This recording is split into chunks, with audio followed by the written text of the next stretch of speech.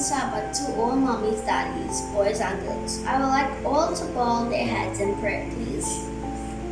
Dear Heavenly Father, I thank you that we could go through this week and have yet another week to go through. And I thank God that all of us are good and not unhealthy, and that our families are being healed by you as we know it, and that we could be able to spread your word. In Jesus' name I pray, amen. Good morning, boys and girls, and welcome to Sabbath School this morning.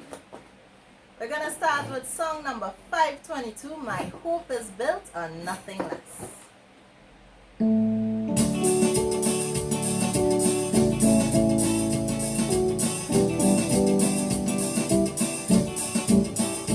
My hope is built on nothing less than Jesus' blood and righteousness. I cannot trust the sweetest frame, but only lean on Jesus' name. On Christ the solid rock I stand, all other ground is sinking sand. All other ground is sinking sand. When darkness seems to fill its lips, I rest on His unchanging grace. And every high and stormy gale, my anchor holds within a on Christ the solid rock I stand. All other ground is sinking sand. All other ground is sinking sand. Is of His love I like the blood, support me in the whelming flood. When all around my soul gets weak, He then is all my hope and stay. On Christ the solid rock I stand. All other ground is sinking sand. All other ground is sinking sand. When He shall come with trumpet sound, oh, may I then in Him be found, glad in His righteousness alone. For blessings stand before the throne. On Christ the solid rock I stand. All other ground is sinking sand. All other ground is sinking sand.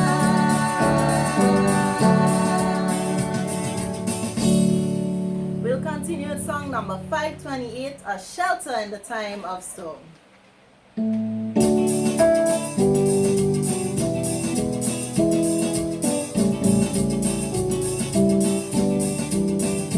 The Lord's a rock in every hand, a shelter in the time of storm.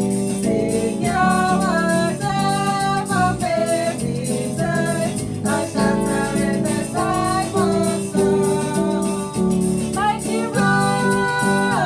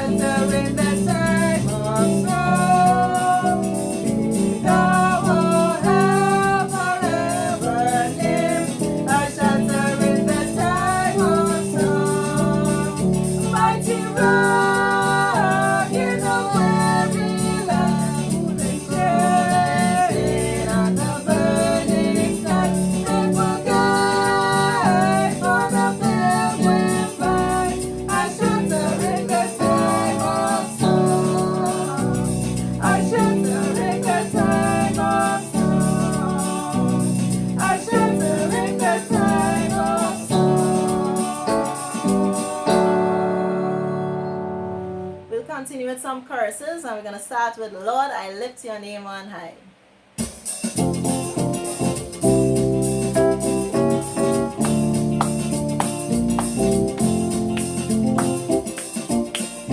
Lord, I lift your name on high.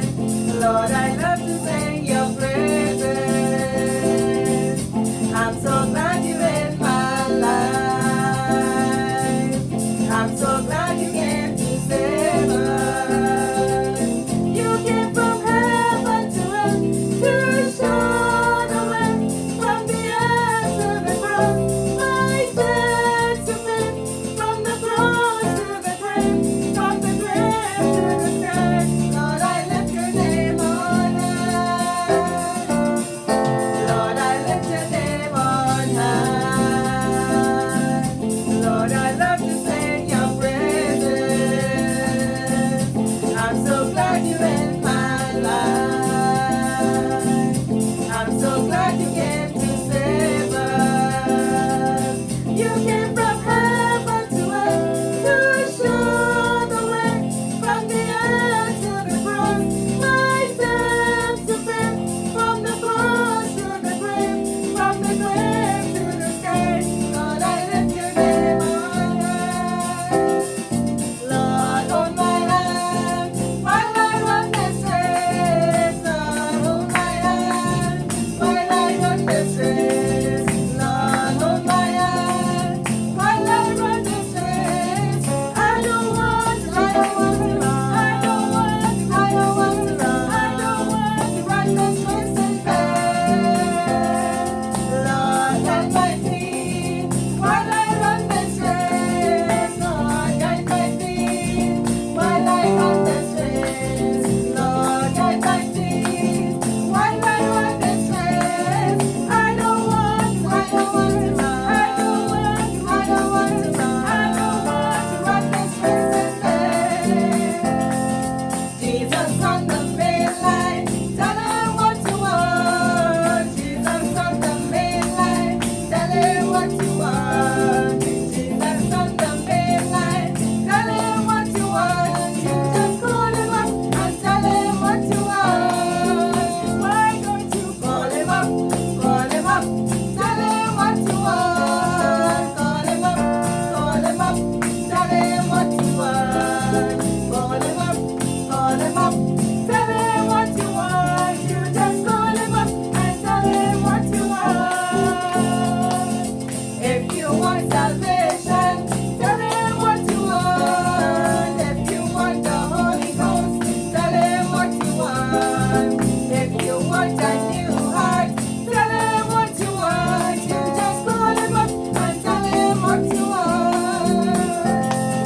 Something in my heart like a stream running down makes me feel so happy as can be. When I think of Jesus, someone he has done for me. There's something in my heart like a stream running down. It's bubbling, it's bubbling, it's bubbling in my soul. I'm singing, I'm shouting, since Jesus lead me on. Some folks can't understand it, but I can't keep it quiet. It's a B-U-B-B-L-I-N-G bubbling in my soul. To end, we're gonna sing In My Father's House Are Many Mansions.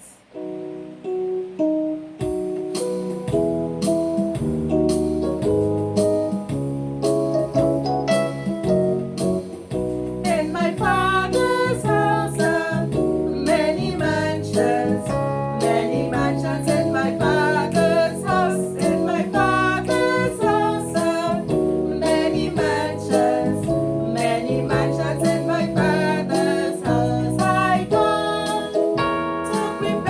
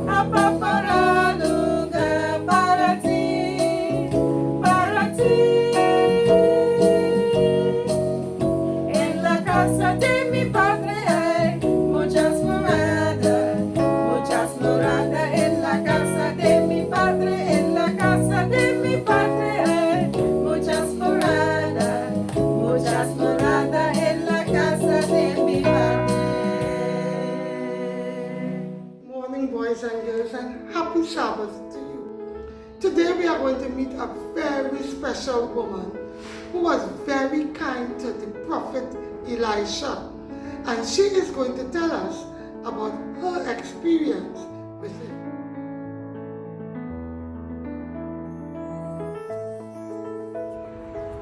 Hi everyone! In our house, we turn our memory verses into scripture songs so that we can memorize them better. Here's our scripture song for Ecclesiastes 4 verse 10. If either of them falls down, one can help the other up. If either of them falls down, one can help the other up. If either of them falls down, one can help the other up. Ecclesiastes 4 verse 10. One can help the other up. Ecclesiastes 4 verse 10. One can help the other up. One can help the other up. One can help the other up. One can help the other up. One can help the other up. Bye, everyone.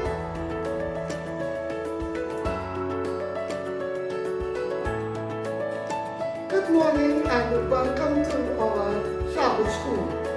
We have the Shunammite woman, and she is going to tell us a very important story.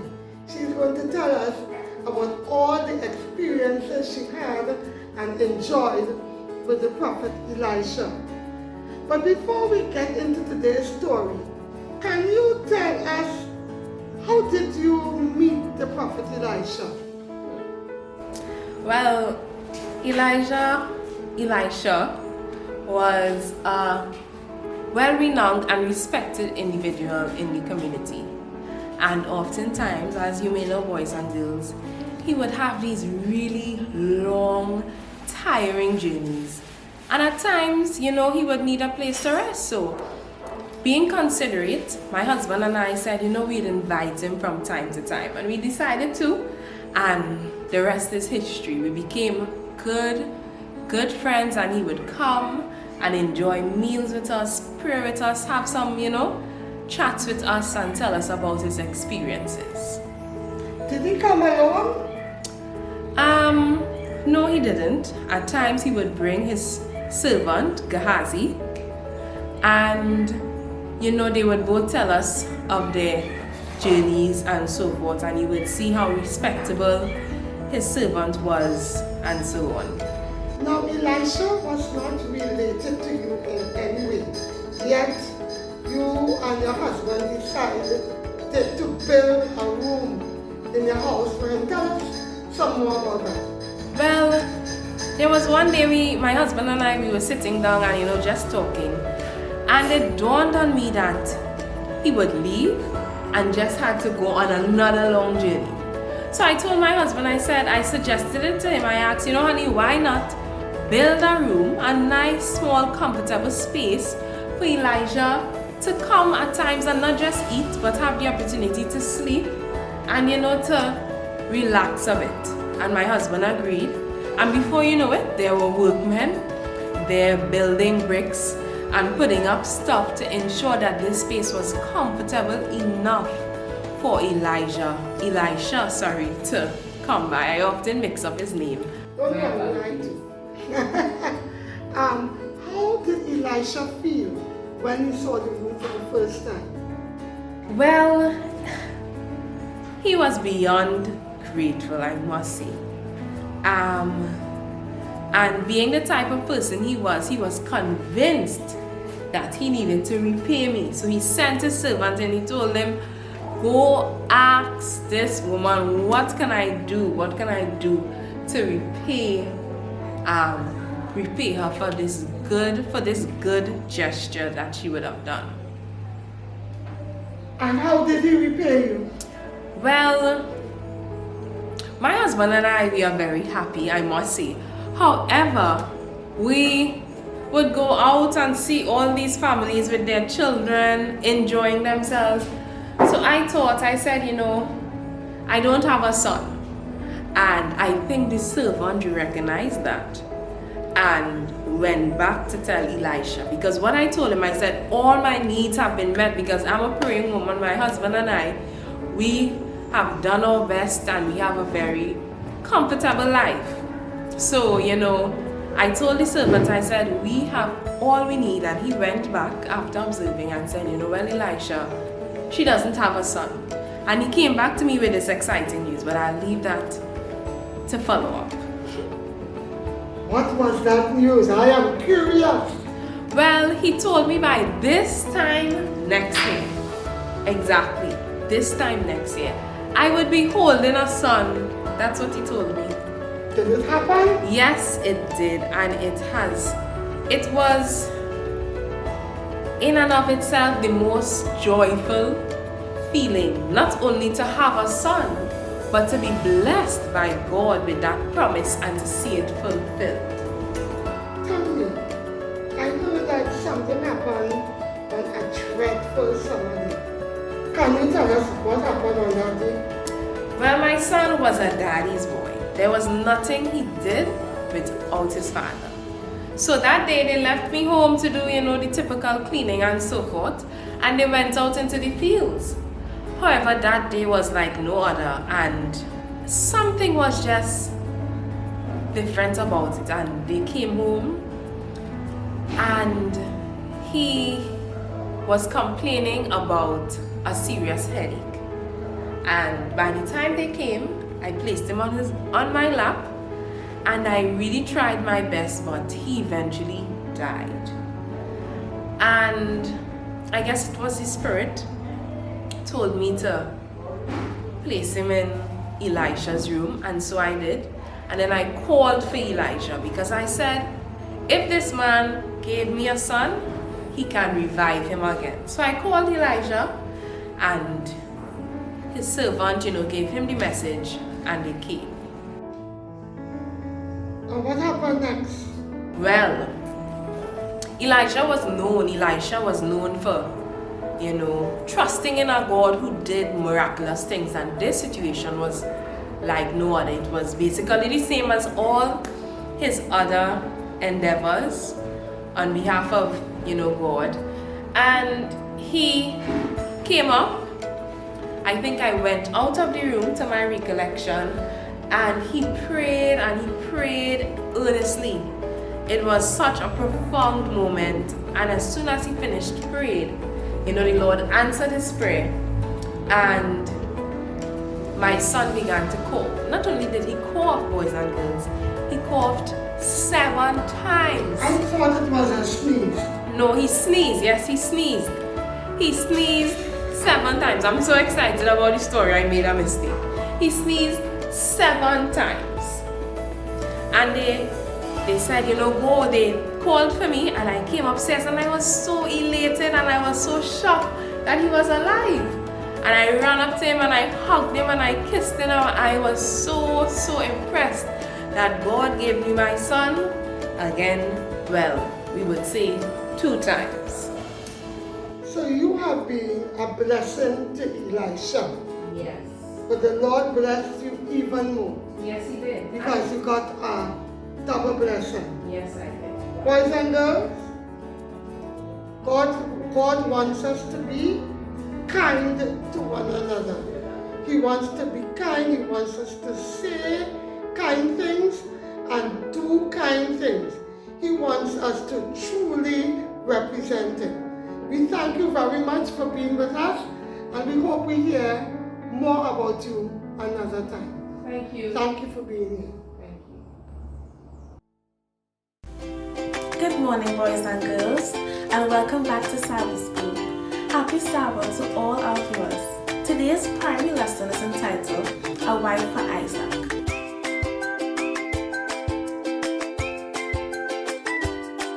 Today's memory verse is taken from Genesis 24, verse 40. Have you ever been on a long journey? What did you take? How did you manage for food? When Abraham sent his servant on a long journey, his servant took 10 camels to carry everything he needed. Eliezer worked with a start. The sky was black, but it was time to go. He had an important job to do. Abraham appeared out of the darkness. He smiled at his old and faithful servant. "The Lord will send his angel ahead of you, my friend," he said. "God will see to it that you find the woman he has picked for Isaac's bride. She will be a woman from my homeland. We cannot let Isaac marry one of the heathen women who live here. He should marry someone who believes in God." Eliezer thought about his mission as he traveled day after dusty day. Abraham was so sure that the Lord's angel would be traveling ahead of him. He would meet many strangers. Just how would he find the right woman? Which would be the Lord had picked? Finally, Eliezer arrived at the city of Nahor, where Abraham's relatives lived. It was almost evening. He was tired of traveling, and he was thirsty. So were his camels. Suddenly, Eliezer had an idea. He raised his head toward heaven and prayed, "Lord, God of my master Abraham, give me success today. Keep your promise to my master. I am here at the village well. The young women of the city will soon be coming for water. I will say to one, 'Please lower your jar and let me have a drink.' If she says, 'Drink, and I will also bring water for your camels,' may she be the one you have chosen for your servant Isaac." Before Eliezer had even finished praying, a beautiful young girl appeared. She came to the well and filled her water jar. Could this be the one? Eliezer wondered. He ran to meet her. "Please give me a drink of water from your jar," he asked. The girl Rebecca quickly lowered her jar from her shoulder. She offered it to Eliezer, and he drank his fill. Then she said the very words Eliezer had prayed for. "I will also bring water for your camels." Rebecca emptied her jar into the animal's drinking trough. Then she hurried to the well for more water. Eliezer smiled joyfully. God had answered his prayer so quickly, and the girl was so friendly and so kind. When Rebecca returned, Eliezer said to her, "Please tell me who your father is." And when she told him, Eliezer knelt down and worshipped God. "Praise the Lord, the God of my master Abraham. He has faithfully kept his promise to my master. The Lord has led me straight to my master's relatives." Rebecca went home and told her brother Laban about this servant of Abraham.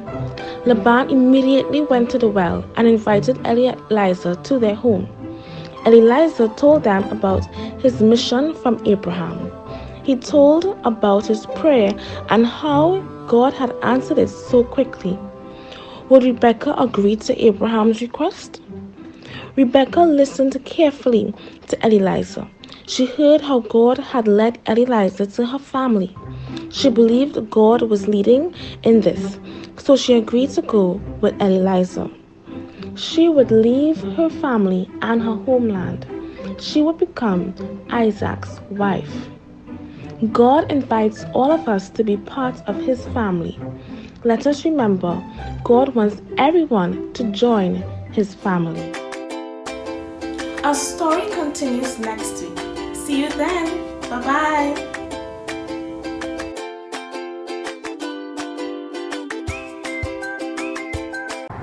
Good morning, juniors. Happy Sabbath. Welcome to the lesson study.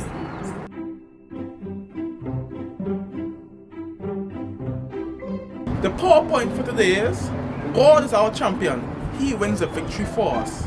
Long ago, when I was a young teenager, the Israelites and the Philistines were at war. I wanted to fight the war, but my father said I was too young, so I had to stay and mend for the sheep. One day, my father told me, "Go and take the supplies and carry to your brothers who are on the field." So I went, racing with my feet, just to see the war. At the battlefield, I saw the Israelites and the Philistines lining up, ready for battle. While I was waiting for the battle to start, I heard a loud thundering thud, run up. And out from the Philistine's side, a tall, glaring figure came out, his armor shining in the sunlight, with a spear taller than anything I've ever seen, and a shield as big as a man. His name was Goliath. He came out and he said, "Who will challenge me? Send me a man. If he wins, we will be your servant. But if I win, you will be our servants." So I was waiting for someone to call from the Israelite side, but nobody went. They were too scared. I was enraged. I said, how could this be? We are God's people. Isn't this the same God who led us out of Egypt and led us through the Red Sea? So how can we be afraid of one big mouth man who just happened to be very tall? While I was making my noise, somebody went and told King Saul of my rantings. And King Saul called me. When King Saul came, he asked, "What are you doing at the battlefield, making noise?" I say, how could this be? We are God's people. We should not be afraid of this one man and the Philistine army. But he said, right, if no one goes out, I will go out. And he said, how could they do that? You are a little boy. I told him, a bear and a lion came out to attack my sheep. I rescued it from the claws and the jaws of those animals. And when it turned around to attack me, I struck it with my slingshot and hit it and killed it. If the Lord can pull me, rescue me from the paws of that animal, he can rescue me against the Philistine. So the king thought about it and he agreed. But he said, you must wear my armor. The king had this large, heavy armor. Now when he put it on me, it could fit me now, but when I was younger, it was too heavy and too bulky to carry around. I said, I cannot carry this. How to fight? So the king agreed. He took it off and I told him I'll do it my way. I went in my slingshot out to the field. I prayed. I said, God, this battle is yours. I stopped by a stream and picked up 5 small smooth stones and put it in a nice pouch I had around my waist. So I went out to meet Goliath. When Goliath realized that I was just a young boy, he was angry. He said, do you take me for a dog to send this little boy to pelt me away with a little stick? I said, we serve the Lord God Almighty, the God of the armies who your Philistine army have defied. I will show today that there's neither spear nor shield, but the power of the Lord will be near to win an army. I took one of the stone and put it in my slingshot. I ring it around until and I pelted it. It made a whistling song and hit straight for Goliath's head. The large, glaring sun giant soon toppled over like a large tree and hit the ground right up. The Philistines shook in fear and ran, and the Israelites gave chase. That day, we showed that with God anything is possible. And if a little teenager like me at the time could fight a big giant, much less what God could do with you against one giant in life. It could be at work, it could be a family matter, it could be a bully in school. But remember, if God could fight for me, could fight for the Israelite who is not a teenager, imagine what he could do for you in your life.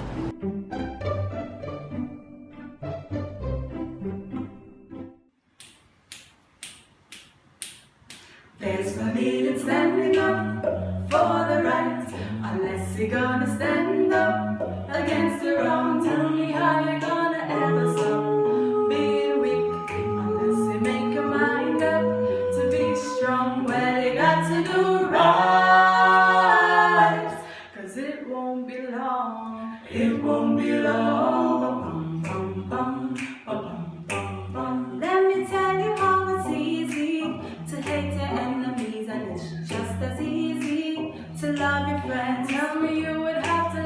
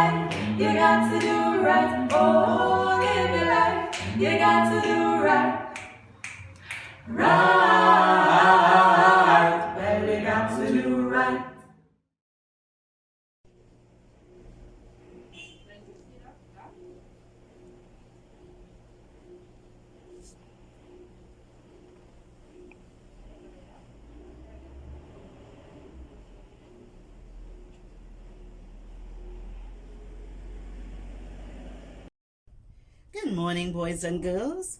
For our paper craft today, we will be making some birds. Don't they look lovely? Now, for this craft, we will need 2 sheets of paper, colored paper, 2 different colors so that we can get the contrast. As we can see here, the wings and the beak and the tail, one color, and the body, another. We will also need 2 cutouts of 2 circles. I'm using the larger circle to be 13 centimeters in diameter. That means we are measuring 13 centimeters straight across. For the second circle, we will use 10 centimeters in diameter. We would also need scissors, a pencil, marker, glue, and a ruler. So let's get started. For the body of the bird, we are going to measure using the template for the 13 centimeter diameter circle.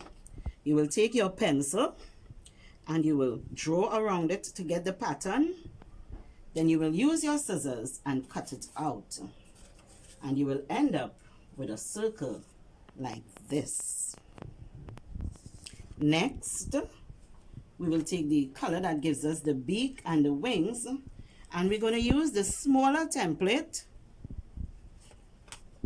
and you will again trace around it, use your scissors and cut it out, and you will end up with a circle like this. Now, from this same sheet, we will be measuring 5 centimeters inside, and we'll draw a line straight down. For the beak, we need to have a square, so we will measure another 5 centimeters this way, and we will cut it out, and we will end up with this. The rest of the shape we will be using to get the tail. So here we go. Let's put it together now. So first we take our main circle, the larger circle, and we crease it down the middle. Now because it's a circle and it's equal, we'll get it evenly matched. So we lay that down. Then we take the square, for the beak, and we fold that also in 2, and we crease it nicely, because what is important is that all our creased areas must line up. Next, we can take the final rectangular piece and we will fold that in 2 as well, crease it properly. Now in order to get the tail, the effect of the tail, we will take our scissors, and from about halfway down the paper, we will start to cut until we meet the opposite end, and we get this shape. So this will be our tail. Let's throw this on the side. Now, with our circle, our main circle, or the larger circle, facing this way up, we are going to stick our beak and our tail. So, on the outer side, the side with the crease, we are going to glue halfway down the shape. Now remember, as I said, it is important to have our creases line up. So we're going to take this and put it here, where the point could reach the end of the circle. Right, and we stick that there. For the tail, we're going to do something similar. We're gluing on the outer side.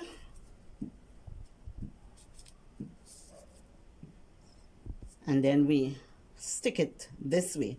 Again, ensuring that all our creases are aligned.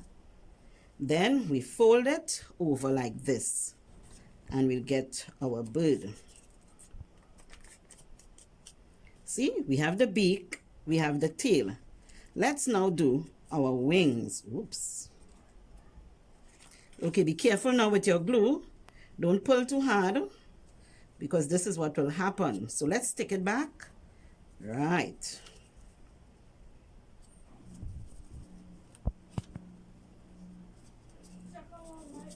That's it.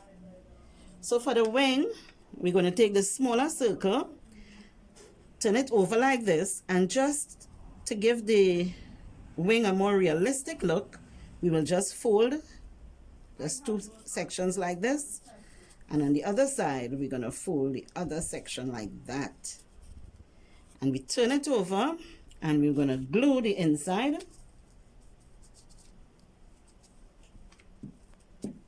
Now I'm using a stick glue, but you can use any glue that you choose. And once we have it with the crease again, we take the bird and we put it right to the end here and we stick it down. What's missing? The eyes. So for our eyes, we will take the marker and draw a little circle right about here. And we'll do the same thing on the other side, right about here. Okay? And there you have it, our bird.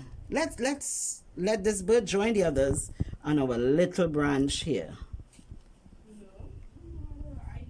Until next week, boys and girls, bye.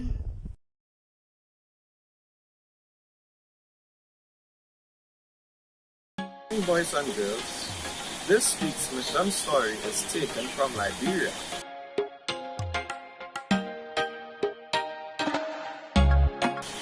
Liberia is a country located in West Africa, known for its decorative masts and wood carvings.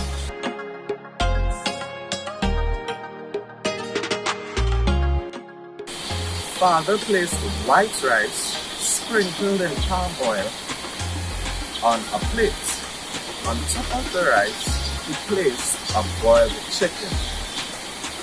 Father took this plate and went down to the mighty river. He didn't go alone though. Accompanying him with 10 other villagers. On their way down, they sang traditional songs. Doo-woo, doo-woo. They sang. Doo is a Bassa language and it means a blessing is coming. Doo-woo, doo-woo. They sang all the way down to the river. When they got to the river, they all sat on the ground. Father, who was the village chief, then stood up to address them. Do you believe a blessing is coming? He shouted. Yes, everyone replied. Then eat, Father said, but remember to leave back a little after you have finished eating. So the villagers ate and left back a little bit of rice and a little bit of chicken in their plates. All of them lined up at the river's edge. Father then addressed the river. We have come for our blessing, he said. And one by one, they all threw their remaining food into the river. Do you have any other God that can bless you like the river God? Father shouted. No, the villagers replied. They all then returned to the village. One day, Father was working at the seaport in Liberia's capital, Monrovia, when he received a phone call from his friend. I have good news, said his friend. I have found a new God. Come back to the village. Father returned to the village. He found out that his friend Willie was baptized into the Seventh-day Adventist Church after learning about the true God from a German missionary pioneer named Rudolf Hilbig. Now, Willie wanted to give Father Bible study lessons. Over the next few months, Father learned about the true God who does not require rice and chicken to answer prayers. He was baptized. Father, whose full name is Joe S. Jacobs, went on to become an Adventist pastor and the father of 12 children.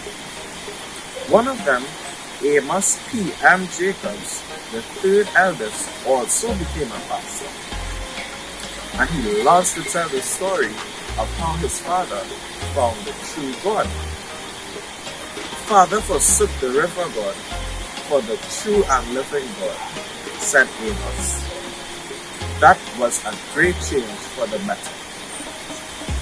Part of this quarter's 13th Sabbath offering will help to construct a K6 school in Buchanan, Liberia, which was destroyed by a civil war in the 1990s. Buchanan, located near Father's home village, is the birthplace of the Seventh-day Adventist Church in Liberia, and the place where the first Adventist missionary, Rudolf Helbig of Germany, planted the first church after his arrival in 1926. So, boys and girls, remember that we serve the true and living God. He does not require us to give him rice or chicken or any other stuff like that. Remember that our God is the true and living God. Goodbye.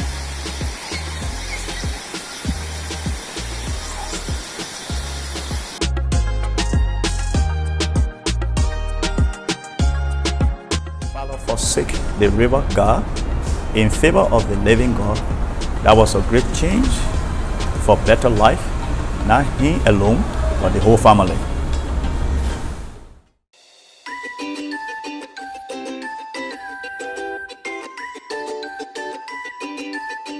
Hi, my name is Nathan. Today, I'm going to be talking about rabbits. This is my pet rabbit, Raya, and my sister Naomi's pet rabbit, Princess. They are both does. A doe is a female rabbit, and a male rabbit is called a buck. These kinds of rabbits are called giant Flemish rabbits. Rabbits are herbivores. That means they eat plants like kale and fruits like banana and vegetables. Rabbits are small mammals with long ears and fluffy tails, and also they have big hind legs to help them run and to help them hop and escape from predators like foxes and falcons. Rabbits have two sets of incisors that are its front teeth. One set at the top, one set at the bottom, and they're constantly growing. God made amazing creatures, and rabbits are one of them. And he made us humans to take care of them. And that's what I'll do. Bye for now.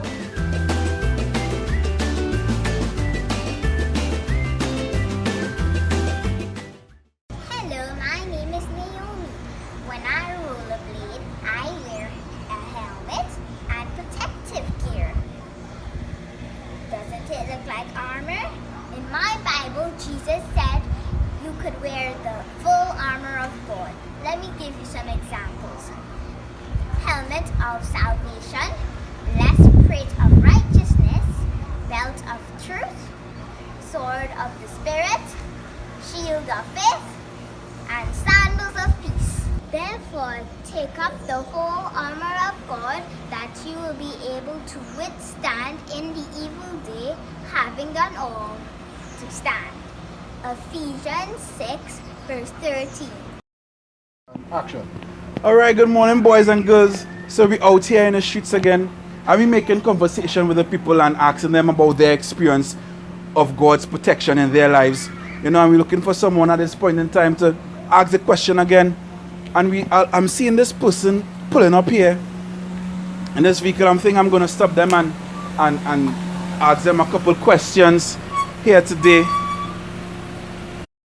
Good morning, ma'am. Good morning. And how are you today? I'm fine, thank you. And how are you? I'm fine, thank you. We are here from the MSDA network, and we're just asking a question, you know, about God's protection in your lives. First of all, can you please tell us your name? My name is Esther. All right, Miss Esther. Now, can you give us some insight on the experience that you would have had with God's experience in your life? Boy, well, let me tell you. I grew up with my cousin, Mordecai, right? And at the time, the king was looking for a new queen.